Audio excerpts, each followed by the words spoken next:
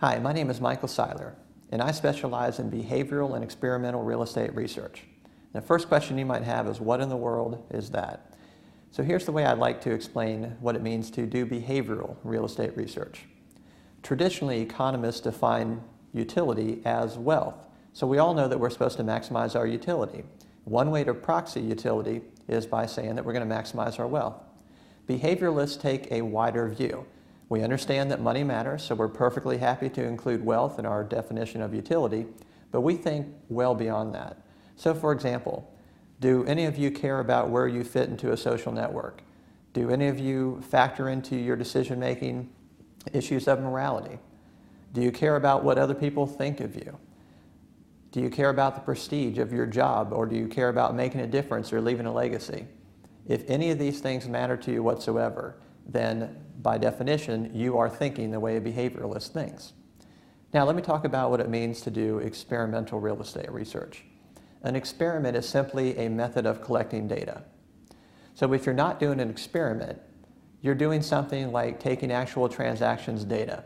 So let's say, for example, I was trying to understand and affect something that impacts home prices.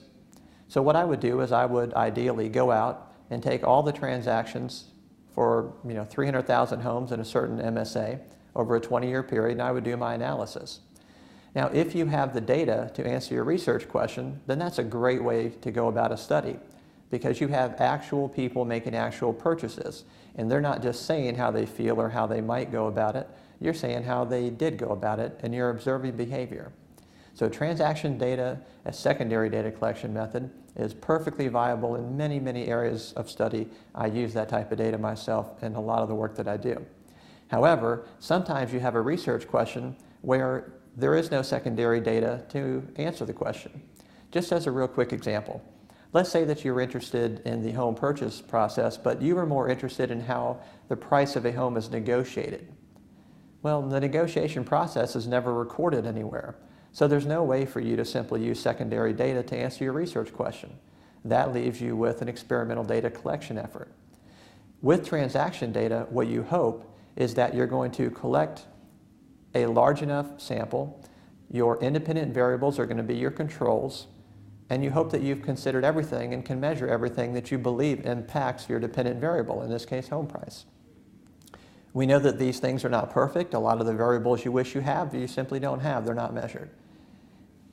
But by including as many variables as possible, you're trying to hold the rest of the world constant, which we know is not possible to do, but again, you make your best effort.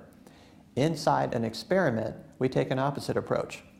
We try to put only inside the experiment things that we think matter within reason, and then we control, or we allow rather, to change just one single factor. And then we attribute the change in this case, home price or the negotiation process, to that one factor that we allow to change. So it's a very, very controlled environment where you weed out all the other moving parts that you have in the real world and just focus on the things you wish to study. So the benefit of a transaction-based approach is that you have real people making real dollar purchases. But the drawback is that there are so many moving parts, how can you possibly have controlled for everything? The flip side again, an experiment, a primary data collection, that's where you hope that you have entered into your study only the things that matter, and through a proper design you can isolate the variable that you want to analyze. That's the pro side. On the downside, will what you learned in the lab translate back in the real world? So I'm real careful to point out that a behavioral or experimental real estate person is not advocating one approach or the other. There are times when one approach is more appropriate than the other. I hope this clarifies any misunderstandings that are out there and helps you understand more about what I do for a living. Thank you.